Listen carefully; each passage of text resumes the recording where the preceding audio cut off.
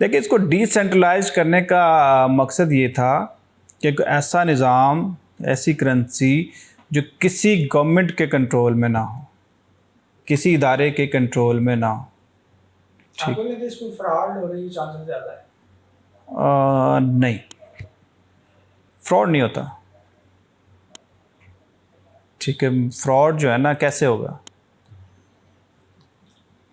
For example government में तो चले, मैं मुझे ये तो पता है कि बैंक फॉर एग्जांपल दौड़ सकता है, लेकिन मेरे मुल्क के जो अदारे बने हुए हैं वो पूरा अदारा या तो मुल्क छोड़ के भागेंगे, यानी पूरा मुल्क तो नहीं छोड़ सकते वो, इतना ही मुझे ट्रस्ट है कि तो मैं उस पर इन्वेस्ट कर देता हूँ या मैं पैसे रखवा देता हूँ।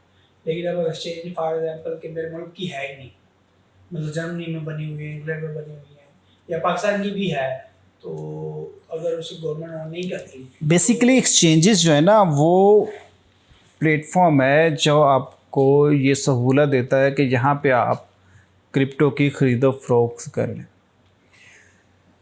लोग अपना पैसा रखते हैं पर्सनल वॉलेट्स में। अच्छा, ठीक है, एक्सचेंज एक अलग है, पर्सनल वॉलेट अलग है।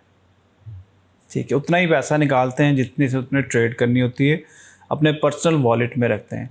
अब पर्सनल वॉलेट में जो है ना उसका होता है कि उसकी एक वो देते हैं आई थिंक उसको की। ठीक है, अगर वो की लॉस्ट हो गई तो आपका पैसा उधर है उधर ही रहेगा, कहीं जाएगा भी नहीं, किसी के पास भी नहीं होगा। किसी के पास भी नहीं होगा। और वॉलेट्स हैक नहीं होते। वो मतलब कैसे हैक नहीं होते? अच्छी जगह हैक हो जाती है। पर्सनल वॉलेट इसलिए हैक नहीं होता ना, उसकी एक की है जो आपके पास है, या तो आप की किसी को देंगे तो हैक होगा।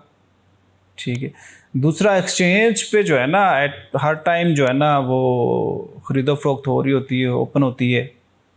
ठीक है, वॉलेट तो आपने जब आपने यूज़ करना है तो आप उसको ओपन करेंगे। ठीक है, हर अगर फॉर एग्जांपल एक वॉलेट है, मेरे पास उसकी अलग की है, आपने बनाया है आपकी अलग की है, किसी और ने बनाया है उसकी अलग की है।